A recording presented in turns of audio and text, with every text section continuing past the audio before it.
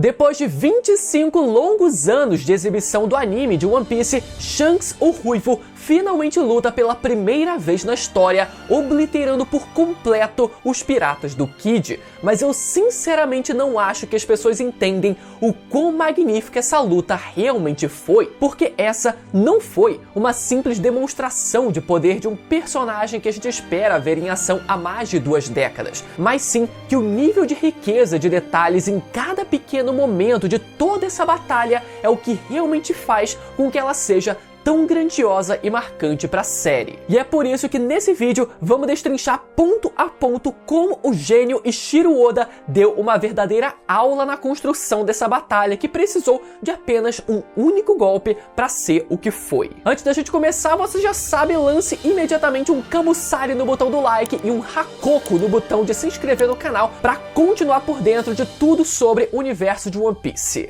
A primeira coisa que já marca esse episódio é a preparação dos personagens para essa batalha. Shanks começa reconhecendo a força do Kid, afinal, aquele era um novato com uma recompensa de fucking 3 bilhões de berries. Ou seja, Kid era alguém que não deveria ser subestimado e teve a sua força respeitada e temida, até mesmo pelo próprio Shanks. Além disso, vemos um detalhe interessante que foi o Shanks se perguntando se o Kid já havia se recuperado dos danos que ele sofreu durante o arco de Wano, e o Yasopp confirmando que sim. E isso é engraçado porque essa informação basicamente só existiu nesse episódio para que a gente aqui de fora não tivesse como usar o argumento de que talvez o Kid só tivesse sido derrotado pelo Shanks por ele ainda não ter se curado completamente da guerra contra o Kaido e a Big Mom. O Oda, ele sabia que ia ter gente argumentando isso, então ele fez questão de propositalmente deixar claro com esse diálogo que o Kid já estava sim 100%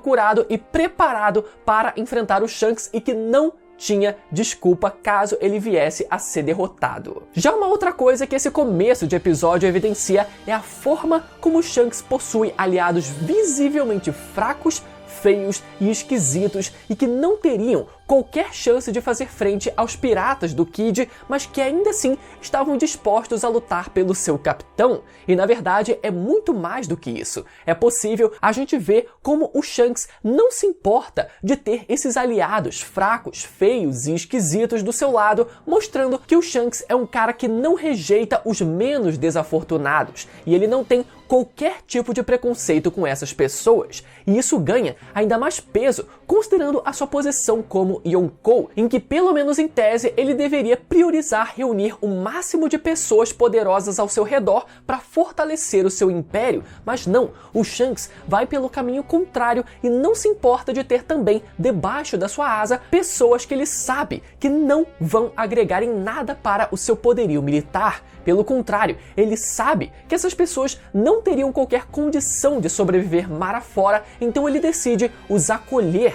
E a gente pode ver como ele é extremamente amado e bem recebido por essas pessoas também, que se mostram extremamente gratas pela proteção que eles têm por parte do Shanks. Olha só que foda, galera! Então esse pequeno detalhe, antes mesmo da batalha começar, já mostra muito da personalidade do Shanks e da sua relação com a sua tripulação e os seus aliados. Agora, do outro lado, vemos também os piratas do Kid se preparando para essa batalha, com o Kid armando a sua insana máquina de lavar randoms, que não tem como não zoar, galera. Parece muito uma máquina de lavar aquilo, né? E é foda porque, apesar do Kid já ser muito impulsivo e inconsequente, ele ainda por cima acabou ficando soberbo por achar que derrotou um Yonkou, quando na verdade, né, ele foi só o suporte na luta contra a Big Mom. Todo mundo sabe disso. E eu sei que o próprio Shanks afirma, né, pra não subestimarem o Kid, mas não tem como, galera. O Shanks, ele não viu o que a gente viu em Wano e a gente sabe quem realmente foi o MVP na luta contra a Big Mom, né? Que foi o LOL. Mas tá bom, chega de zoar o Kid, né? E relaxa, que ainda durante esse vídeo eu vou defender a honra do Kid. Afinal, vocês sabem, né, que não existe pessoa mais imparcial do que eu aqui nessa internet. Indo agora então para o momento da luta, é surreal como o Oda foi capaz de evidenciar o Shanks mostrando possuir os 3 tipos de hack nas suas formas avançadas de uma só vez. Começando com o momento em que o Shanks mostra o seu haki da observação avançado, prevendo o massacre que aconteceria caso o Kid atirasse o seu Damned Punk, que varreria toda aquela frota de aliados do Shanks, evidenciando mais uma vez a ameaça real que o Kid representava e que foi reconhecida pelo Shanks naquele momento. E aqui a pergunta que fica é: será que o Shanks foi capaz de prever um futuro ainda mais longínquo do que o Katakuri fazia, por exemplo? Claro que, no anime, a cena sempre é estendida para preencher os 20 minutos de episódio, então o futuro que o Shanks vê parece durar, sei lá, 30 segundos, né? O que é bem mais do que o Katakuri mostrou pra gente, por exemplo. Mas eu não acho que a gente deva considerar o tempo de duração dessa cena no episódio como um fato absoluto. Talvez a cena, quando pensada pelo Oda, tivesse sido mais rápida, né? Mas de qualquer forma, eu não duvido que sim, o Shanks consiga prever um futuro maior até mesmo do que o Katakuri. Além disso, no momento em que o Shanks finalmente oblitera o Kid com seu Kamusari, a partida divina, sabemos inclusive, né, que essa é uma técnica imbuída com o haki do Conquistador, tanto que a gente vê os raios saindo da espada antes mesmo do golpe ser executado e logo depois os Handles apagando como consequência do uso desse haki. E podemos deduzir também que o Shanks tenha usado o haki do armamento na sua forma avançada também durante esse ataque, já que o Shanks não chega a cortar o Kid com a sua espada diretamente, ele corta o canhão do Kid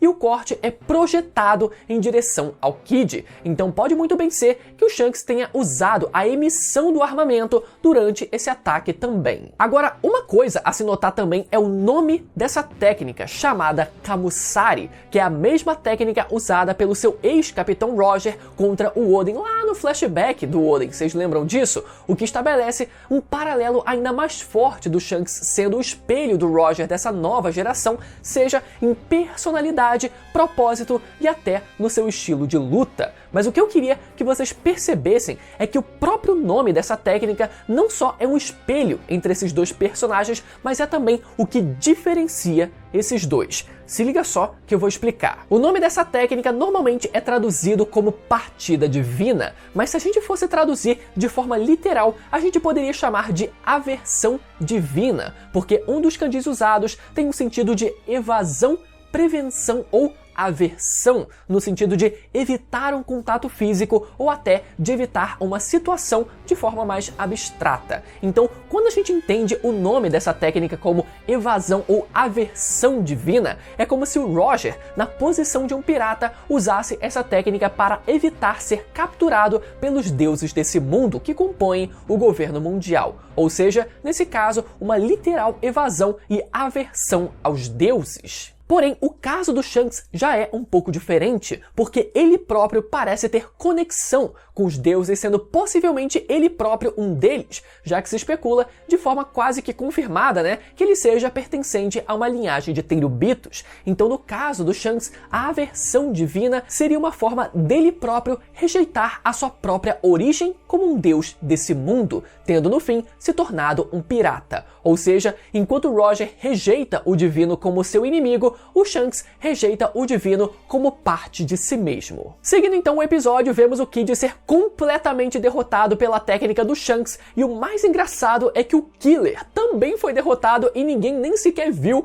como isso aconteceu. Provavelmente ele só foi pego pelo golpe do Shanks também, mas foi engraçado ele só ter aparecido morto no chão sem a gente ter visto absolutamente nada. E aqui chegou o momento de eu defender a honra do Kid, porque apesar dessa ter sido uma derrota esmagadora e parecer colocar o Shanks num pedestal de nível de força acima de qualquer outro personagem, eu não vejo dessa forma. Eu gosto de fazer um paralelo dessa derrota humilhante do Kid para o Shanks com a derrota humilhante do Luffy para o Kaido durante o início do arco de Wano. Ou seja, dois supernovas muito dinâmicos indo enfrentar um Yonkou e sendo completamente derrotados com apenas um único golpe por eles. Claro que o caso do Luffy é um pouco diferente porque ele próprio ficou ainda mais forte depois daquela derrota, mas eu honestamente vejo o Luffy do começo do arco de Wano, antes do Gear 5, antes dele evoluir os seus hacks, muito parecido em nível de força com o Eustace Kid, tanto que o Oda ele fez questão de estabelecer um paralelo entre eles na prisão de Udon, disputando, né, para ver quem carregava mais blocos de pedra e ficando até que empatados naquela circunstância. Então, por mais que seja assim impressionante ver o Shanks humilhando um Supernova dessa forma, vale lembrar que o Kaido também teve um feito idêntico a esse, derrotando o Luffy só com um Raimei Hake. Já um detalhe exclusivo desse episódio que muda completamente a perspectiva que a gente tinha quando leu essa luta no mangá é uma fala adicionada pela Toei, evidenciando que o Kid possuía 3 cópias dos Road Poneglyphs e que bastava apenas mais um para que ele pudesse encontrar o tesouro One Piece. Ou seja, o Kid possuía na verdade as cópias dos Poneglyphs de Zou, Holy Cake Island e Wano, sendo que a gente sempre deduziu que o Kid possuía apenas as duas últimas, a de Holy Cake, que ele conseguiu sozinho, e a de Wano, já que ele participou da luta, mas não tinha qualquer motivo do Luffy entregar uma cópia do Poneglyph de Zou, já que o Kid não teve nada a ver com aquilo, mas parece que o Luffy chegou a entregar o de Zou para ele também. E isso faz com que agora o Shanks esteja um passo ainda mais à frente do que a gente pensava nessa disputa pelo tesouro One Piece. Já no final do episódio, depois do Kid já ter sido derrotado e tido as suas cópias entregues para o Shanks, a grande cereja do bolo foram os gigantes Dory e Brog lançando um Hakoku à nação soberana, dizendo, abre aspas, se vocês apontam uma arma pro lar de alguém, tem que estar preparados pro revide. Fala essa proferida, em outras palavras, pelo próprio Shanks lá no primeiro capítulo do mangá, quando ele diz que se você apontar uma arma para alguém, você deve estar preparado para atirar. E detalhe que, quando os gigantes lançam esse ataque, a gente pode ver uns frames ali que parecem representar o Sol, o que faz, né, muito sentido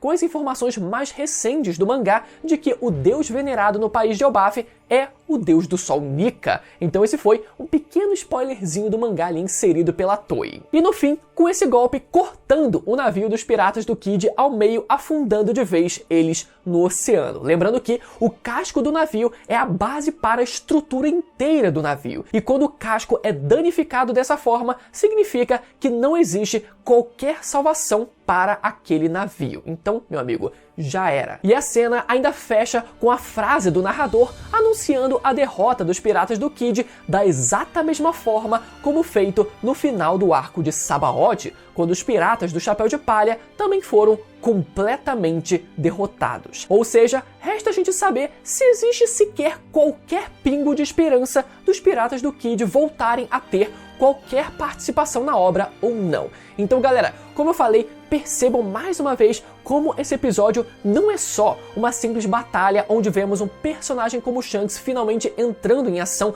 depois de 25 anos, mas foi uma batalha de um só golpe com um nível de riqueza tão grande, um nível de construção tão grande, pensado nos mínimos detalhes, que é o que realmente faz com que esse seja um marco tão grande na série. A única coisa que eu senti falta nesse episódio foi a gente não ter visto um flashback exclusivo do primeiro confronto do Kid contra os piratas do Ruivo, que resultou na perda do braço do Kid pelas mãos de Ben Beckman. Teria sido um extra muito bom se eles tivessem adicionado essa cena, mas ainda assim um episódio incrível e que inclusive me fez ter vontade de preparar um vídeo especial para vocês aprofundando os poderes de todos os membros dos Piratas do Ruivo. Então, me aguardem. Mas por enquanto eu quero saber aí nos comentários como foi para vocês a experiência de finalmente ver o Shanks em ação depois de tanto tempo. E caso você não tenha assistido o meu último vídeo falando sobre o capítulo mais recente do mangá de One Piece, esse vídeo vai aparecer na tela agora para você ir lá assistir, beleza? Até a próxima, tchau!